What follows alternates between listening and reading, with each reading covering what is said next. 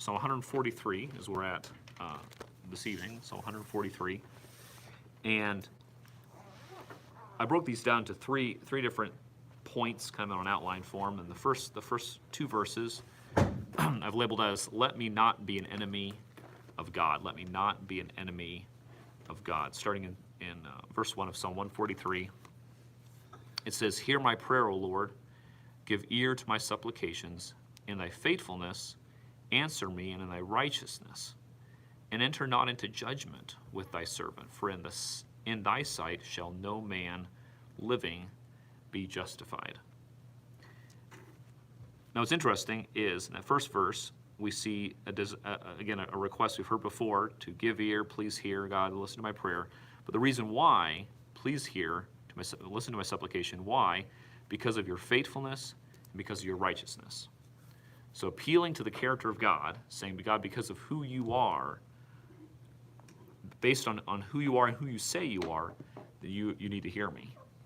And it's interesting to do that because we're not necessarily telling God what to do. We're just looking at his characteristics, the minimum amount of understanding that we have of his character. And we look at things like his justice. God is just. Well, we know then that with that knowledge, we know that every single person needs to hear the gospel. We know that every single person, and God desires that too, that everyone would hear the plan of salvation because God is just. He can't just say, you know what, I'll let you guys pass. I like you, I'll let you just go to heaven for free. No, there has to be something done legally with their sin. And so there's different characteristics about God. We know that God's merciful. We know that God's gracious. We just had a list here that we prayed for. And the only reason why we prayed for them is we know that God's a merciful God. He's a gracious God. And he's going to take someone that's going through a time of suffering or a great loss. He's going to help them because of who his character is. And so we know God. And I think of even our small body here, we know each other well enough that I know, I don't maybe even, we always should, but you say, I'm not going to ask, but I know this person would be okay with this. I know this person would be fine doing such and such or giving such and such or listen, whatever, because I know them so well that their character, I know that they are a giving person or a loving servant heart, okay? We see evidence of this, other passages of Scripture. I think of 1 John 1:9. It says, he is faithful and just to forgive us our sins and to forgive us of all unrighteousness. So if I confess, again, that another verse of saying, this is what I'm going to do. I'm going to confess my sins to God. Why? Because I know he's faithful to do it. And so in some ways, it kind of relates to verse 1 here. He's faithful to hear my prayers. He's faithful to forgive me. I can call out to him. It might seem embarrassing. It might be hard. But to say, you know what, God, I'm sorry. I messed up.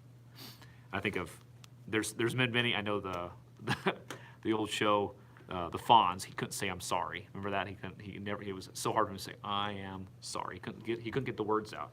Or other shows, if there's that pride that's there. And God says, no, confess your sins to me. I want to forgive you. I want to be healed in that relationship with you. But we need to be willing to do that and to confess it. And he says he is faithful. He's going to keep his end of it. In Psalm, we see that in 1 John. We know his righteousness, the very character of him being a good God, a right God, a God that is pure and holy. That character causes him then to want to hear me out too. He says he's my God. He wants to be there. He wants to be my all in all. He's going to listen to me. But then the request here in verse 2 is, God, also don't enter into judgment. When you come in to listen to me, when you come to interact with me, don't come in with judgment on your mind. He's a just God.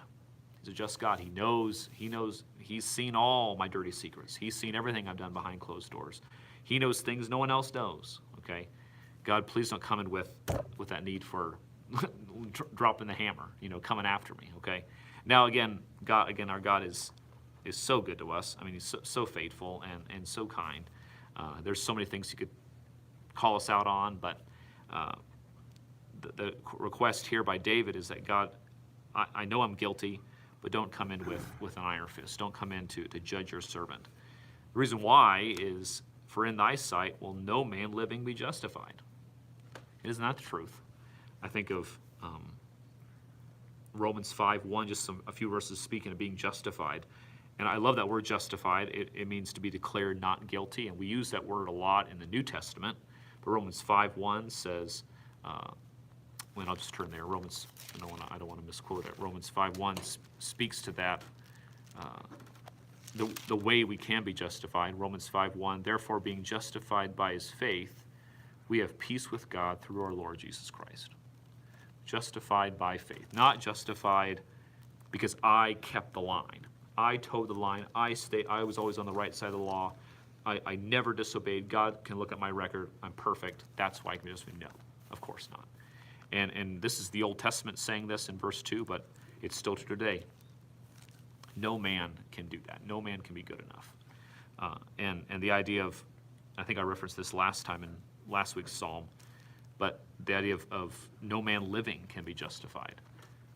On this side of heaven, before I die, there's no way I can be good enough. If I die, then I have made the ultimate act of trying to pay for my sin myself. If I die without Christ, that's one reason why an unsaved person goes to hell, is because they die and they say, here's my life in payment for all the sin I've done. All right, it covers it, but you can't go, it doesn't pay it and then you're free. You're dead. You're dying, and there's no forgiveness after that. There's no second chance. You have these. I don't know if I shared this. Maybe I was just thinking of it as an illustration. There's people that are sentenced for long periods of time.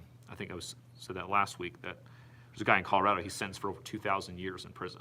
2,000. He's only going to live 30 years, 40 years, but his sentence is all that time. That's what his life is bound to the state for over 2,000 years. He'll never pay that. And it's just like me trying to pay back my sin. Here's my life in exchange for all the sin I've committed. It comes nowhere near paying for it. But if I die, it's like my act of saying, no, I'm going to pay for my own sin. Foolish choice, because you'll never be freed from that. But thankfully, according to verse 2 here, God says, no, I know you can't justify yourself. I'm going to do that for you. I'm going to withhold judgment. I'm going to give you mercy and grace. Ephesians 2:8-9. For by grace are you saved through faith, and that not of yourselves. It is a gift of God, not of works, lest any man should boast. That's where salvation comes from, not for me being good enough. And so the first two verses here, let me not be an enemy of God. I don't want to be on the wrong side of God. I don't want to try to say, I can be perfect enough for God. I can please him on my own. No, I'm an enemy. I was, before I even, when I was an enemy, he knew me. He loved me. And he knows how helpless I am to please him. Then we see in verses 3-4, the oppression of the enemy. The oppression of the enemy. So David already has this heart of calling out to God. Verses 3 and 4, it says, for the enemy hath persecuted my soul. He hath smitten my life down to the ground. He hath made me to dwell in darkness as those that have been long dead. Therefore is my spirit overwhelmed within me. My heart within me is desolate. Pretty depressing state. Very sad place for this man to be in, for David to be in. And it says the enemy has done this, my enemy, physical people. They've persecuted my soul. And we mentioned, there's Christians who are being persecuted, and what that is an oppression, an attack because of their belief system. They're persecuted or hurt or sectioned off, whatever the case was, mistreated, abused, treated as lower class citizens, whatever the case is, because of their faith. We see that persecution now. David says, I'm experiencing that with my soul. And there is, I don't know, I've never been persecuted, but there is certain attacks that we can do on people, or the people can do on us, where there may be a physical attack if I just want to hurt you physically. But even a physical attack like that can get to where your soul gets attacked. The very being of who you are, you go, you know what? This person doesn't like me. And this person actually wants to do me harm. And to wake up in the morning and go, there is somebody out there who is going to dedicate some time today to try to destroy me. That's a pretty depressing place to be. I would that'd be pretty awful. I mean, there's foreign countries, there's people out, far, far away that feel that way toward Americans or Christians. But to picture somebody in mind that says they're trying to do whatever they can to hurt me emotionally, tear down my soul, that would be very discouraging. But David's experienced that here. And they're succeeding. They've smitten my life down to the ground. They made me dwell in darkness as those who've been long dead. And I remember the illustrations, the pictures he's using are when he refers to a pit, or refers to going down, or refers to going deep into the ground or into the darkness. It's talking about either death or serious, serious depression. And David experienced serious, serious depression. That is pretty clear here by what he's writing. A picture of being in darkness, maybe not necessarily physical darkness, but such darkness that you can't even. It feels like you're. It feels like you're dead. It feels like you're a walking dead person, like someone who has been long dead. I think of. I've never experienced something that seriously dark, but I remember there was a missionary. He gave a testimony of feeling so depressed, he just couldn't get out of bed in the morning. It was just. It took forever for him to feel like, do I even have purpose to put my feet on the ground? I mean, that's how it was. Just every part of his daily life, even putting a toothbrush to his mouth, was just, what's the point? You know, it was darkness. It was so frustrating, and God had to free him from that. But David has gotten to that place. David has gotten to that place. As a connection here to the idea of being in darkness and those who, almost portraying yourself like a dead person. In Lamentations 3:6 speaks of God's judgment. It actually says, in Lamentations, it says God has caused Israel to get to that place. God used that level of dark depression to try to get a hold of his own people. So God's caused this sometimes, where God's caused judgment to be so frustrating and so oppressive, because he's trying to get a hold of people's minds and help people realize you've been going off the wrong track. You've run away from me. And Lamentations is more of a judgmental book against a nation that has rebelled. But for here, we see David has experienced this from real enemies, real people that are out to get him. And finally, in verse 4, therefore my spirit overwhelmed me, my heart within me is desolate. And I don't know if you've ever been in your heart, there's a breaking point in your heart, or maybe a breaking point where you break into tears, where there's that overwhelming feeling of, okay, I can maintain. And that's happened a few times where in grief, things are pretty bad, and then there's a tipping point. Okay, I've just had enough I can take. I've had enough bad things happen today, or if this has gotten so bad that the worst has now come, whatever the case is, you've reached that level of now it's going to spill over. It's overwhelmed now. I'm in overwhelmed category. And that's where it gets, that's where really you need help. You can't do this on your own. You need someone else to come alongside you. And David has experienced that. In his spirit, he's overwhelmed. He said his heart within him is desolate. Desolate has the idea of joyless, sorrowful, and usually joyless and sorrowful because of separation. And that would be so sad to be experiencing a desolate soul because of a separation from someone you love. Maybe you've had to run away. Maybe the other person has left. Maybe the other person has died. Maybe the other person is left out of sin. Or the case is, because of separation is what's caused this desolation for David. And again, who knows exactly what time of David's life this occurred, but even in the discussions we're having with David and the stories of David in 1 Samuel right now, there's a lot of running away he's been doing. He's sitting in caves. He's having to hide in forests because of fear of somebody trying to find him and kill him. So he knows what it's like to be alone, to be desolate. And the last section here, verses 5 through 12, speaks to our ever-present God, past, present, and future. So even though the enemy is there, even though the attacks have come, God is still there yesterday, today, and forever. In verses 5 and 6, we see the past. I remembered the days of old. I meditate on all thy works. I muse on the work of thy hands. Stretch forth my hands unto thee. My soul thirsteth after thee as a thirsty land. I remember the days of old. Now, David has a beautiful heritage of being a Jew, of being an Israelite. And his family, being of the tribe of Judah, and really any Israelite, they would have the stories. They would have the stories. And today we have the Old Testament, beautiful passages. But to picture reading that and saying, that was our ancestors.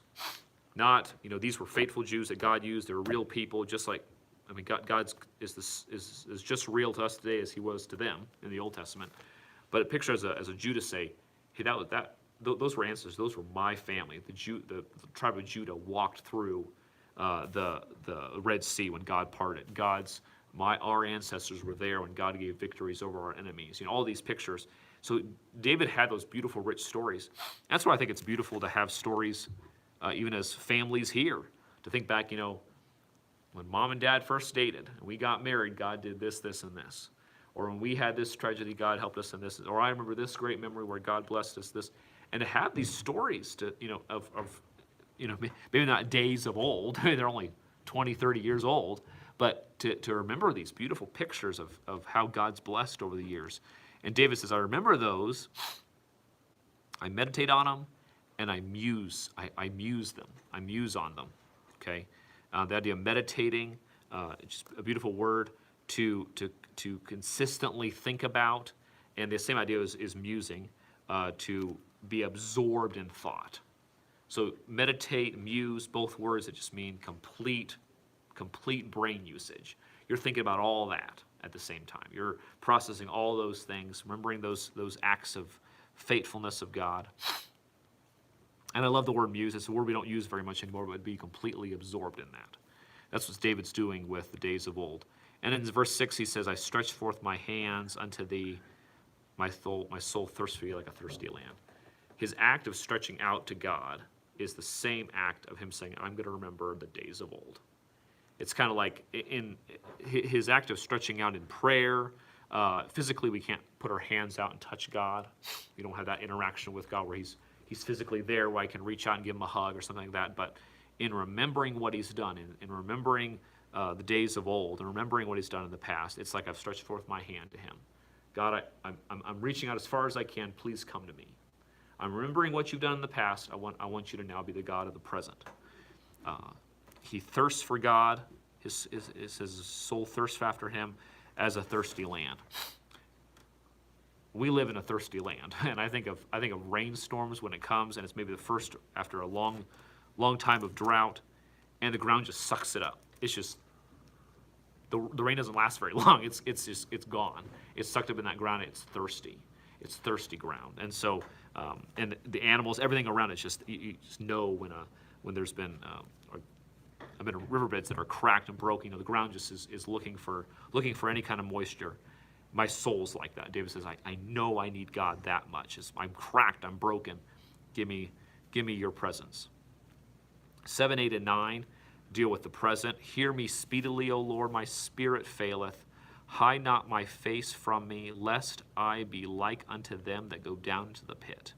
Cause me to hear the loving kindness in the morning, for in thee do I trust. Cause me to know the way wherein I should walk, for I lift up my soul unto thee. Deliver me, O Lord, from my enemies.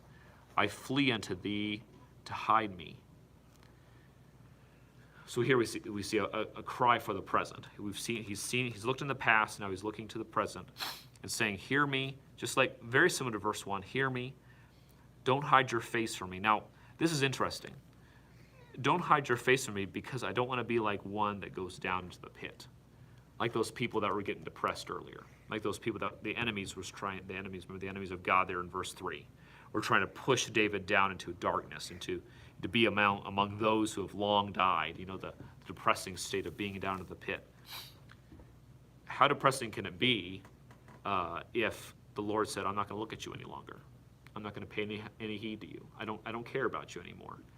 Like one whose face, if your face is hid from me, God, I'm going to become like that depressed person. And that's a very beautiful connection David's made. He's very bold about this, saying, God, if you forget me, there's no hope. I can't take enough medication. I can't talk to enough therapists. I can't think positively enough. I can't get myself out of this. You're the one that's going to have to look upon me. And not just look at me, but bless me.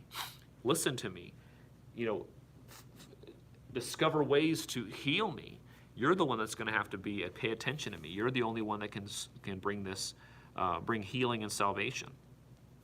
Or I'm useless. I might as well jump into the pit myself and be in that depressive state because I can't get out of it long lasting without you. Verse 8, cause me to hear thy loving kindness in the morning. And I was thinking about that. What does that sound like? What does God's loving kindness sound like in the morning? It could be his word. It can be songs of nature. It can be examples of other people around that are expressing God's kindness and love to you through their actions, through their words. I think it'd be just everyday life. It could be thoughts that God gives to your mind, but it can. I guess I can't put it in a little box and say this is exactly what it is.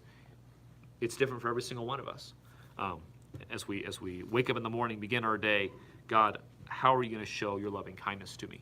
And sometimes I wake up and there's just a blessing I think about. Thank you, God, that I have this, or I can do this there. Just so many things. I remember as a little boy, and we read a book about persecuted Christians, and there was this boy that was my age, and they didn't have any blankets, and his parents had to run away, and it was just a sad situation. They were running away to stay safe, and they never had breakfast. They never had blankets to keep themselves warm. And at the very end of the article, it said, "Be thankful if you have a warm blanket to use tonight." And after that, it just stuck with me. Like even now, I think, oh, thank you, God, that I've got plenty of blankets. I can stay warm, and you've given me heat, and we're comfortable. And in the morning I wake up, and thank you, God, for a good night's rest. So those can be examples of just God's loving kindness, the way He blesses us in little ways like that. Cause me to know your way. It says at the end of verse 8. Cause me to know your way, wherein I should walk, for I lift my soul unto thee. Cause me to know the way wherein I should walk. And a little later, we're going to see that the desire of this man, of David, is to know the will of God. Same thing. God, you're going to be the one that's going to have to show me where to walk. You're going to have to lead me, give me that direction. And finally, in verse 9, deliver me, O Lord, from my enemies. I flee to you to hide me. So, in this last section we looked at, 7, 8, and 9, we see words like, please hear me. Cause me to hear your loving kindness. Deliver me.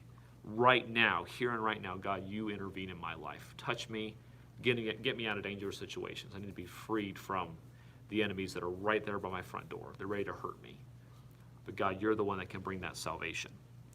And finally, 10 through 12, I love these verses. It kind of caps off the rest of the psalm really well. Teach me to do thy will. So earlier the request was, show me where to walk. Teach me to do thy will, for thou art my God. Thy spirit is good. Lead me into the land of uprightness. I wrote down just the key verbs that are the actions that we're asking God to do. Teach me, lead me. Moving on to verse 11, quicken me, O Lord, for thy name's sake.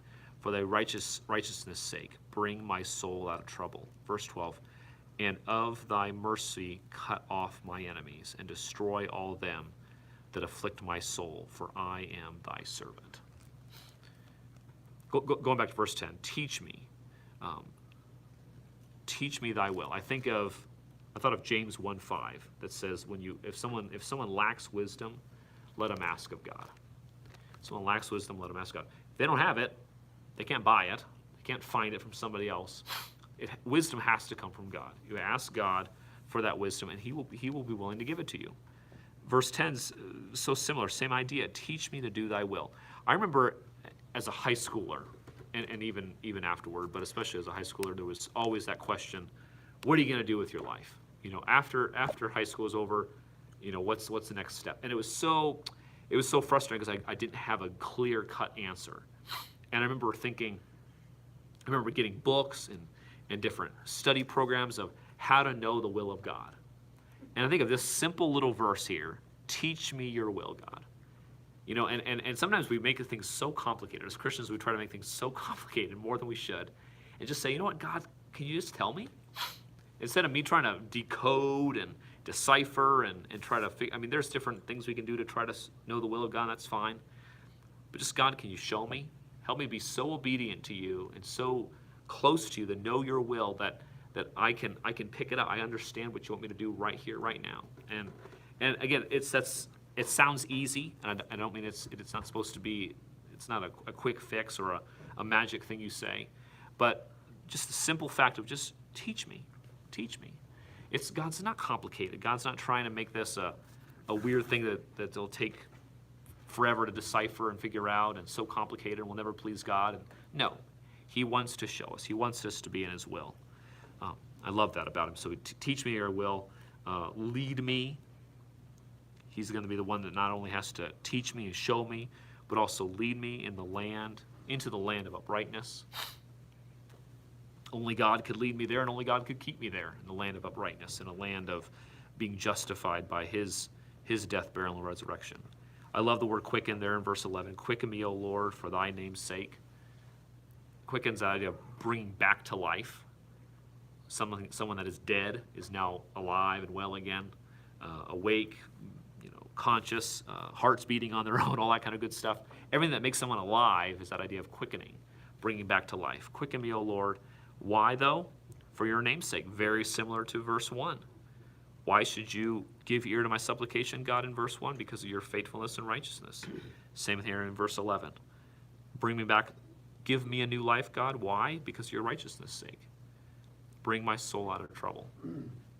So again, another appeal to God's character. The righteousness of God, just how great and awesome God is.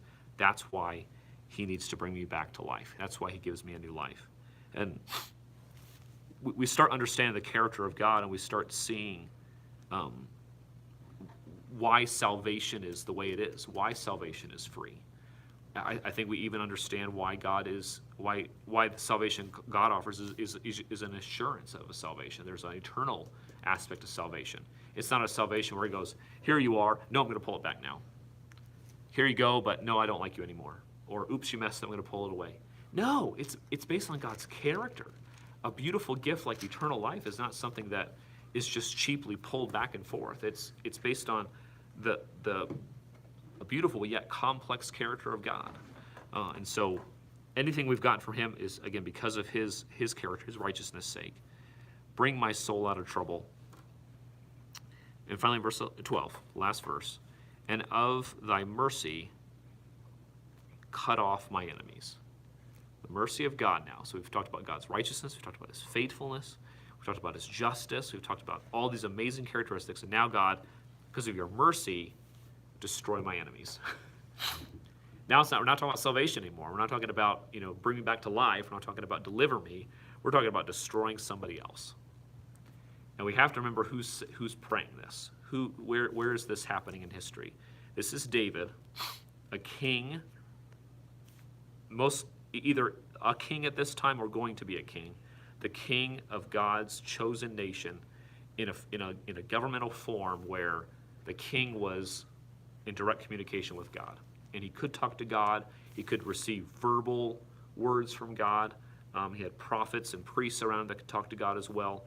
And that king's obedience or disobedience to God directly determined the course of the nation. If that king disobeyed, that nation lost battles. Those armies died. Those armies lost. The agriculture went down the tubes. Socially, things started breaking down. Bad things happened, or good things happened, as opposed to direct connection to I obeyed God or I disobeyed God. And today it's a little different. God does not. He blesses us, and he does judge us. But I would say bad things happen to good people. And yet God still uses those things, experience, and uses suffering in our lives, and just it's a different way of God dealing with his people. But David can say this to God and be completely in the right to say, God, these enemies, these physical people that are trying to destroy your nation, they need to die. And why? Because you're merciful to your people. You put us in this land. You gave us this land, this big chunk of land that are filled with enemies that don't want to leave. You're going to have to drive them out. You're going to have to physically let these people die and lose battles and be destroyed so that we as a nation come in and dwell. And there's no really easy way to say that. We can't politically correct that and make that all smooth and nice and nice sounding or anything. It's just flat out, there was people there that were told to leave. God gave them a chance to leave, and it was God's land for his people. And some people refused to do that. And some people decided to just try to destroy David and his kingdom. And David said, God, you need to take care of them. Destroy them that afflict my soul, for I am your servant.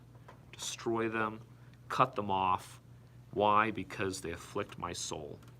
The spiritual relationship I have with you, the very being of who I am as a man, as a king, I need to be strong in that. I can't let enemies come around and constantly be harassing me. You need to clean this up, God. In the end, I am your servant. David declares that I am thy servant, which means I'm a bond servant to you. I have a lifelong connection with you. I'm not going anywhere. Now, David wasn't always faithful. David sinned, and God punished him as well. But David's declaration here is, I desire to be on your side. Not because I'm perfect, but you're righteous. You're the good God. I desire to be on your side, though. And because of that, then I need your protection. So, tough words at the end there with verse 12. A prayer that we probably wouldn't pray today. You know, I wouldn't necessarily pray death to somebody that would try to hurt me. I'd pray that God would protect me, and if God needed to destroy them, you know, that's God's will. But I'm not necessarily going to pray for the death of somebody, or, you know, cause that person to, you know, have their life ended. But like David would in this case. But I would have to realize that if it's according to God's will, I can't stop that. I have to submit to that, whatever that looks like. Yeah, David had some bold words there. But we see all the way through. You know, he started off with realizing that that beautiful relationship with God comes. The foundation of it is the goodness of God, not David's perfection, not David's good looks or David's good attitude, or even David being a man after God's own heart. He wasn't a perfect man, as we saw in our passages in 1 Samuel. He wasn't always right. He made some bad choices. David realized his place of being attacked by the enemy. He knew how bad it was getting. And finally, he relates to God being good today, or yesterday, today, and forever. And that's a wonderful place to end with that, in that we know all the way through, he never stops being good. And I think Ruth sang that song, The Goodness of God, as a special a few weeks back, or maybe a few months ago. And it refers to that over and over again, that, you know, I wake up and I think about you, and you've always been good to me. Always been good to me. In that song, it relates to looking back in the past of early childhood life, early families. You know, those were good times, and God, you were good then. And God, you're good today.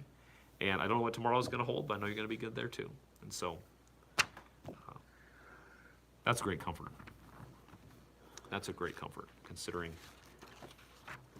everything that's going on. We can be very, very thankful for that. So any questions, any other thoughts or additions to that psalm?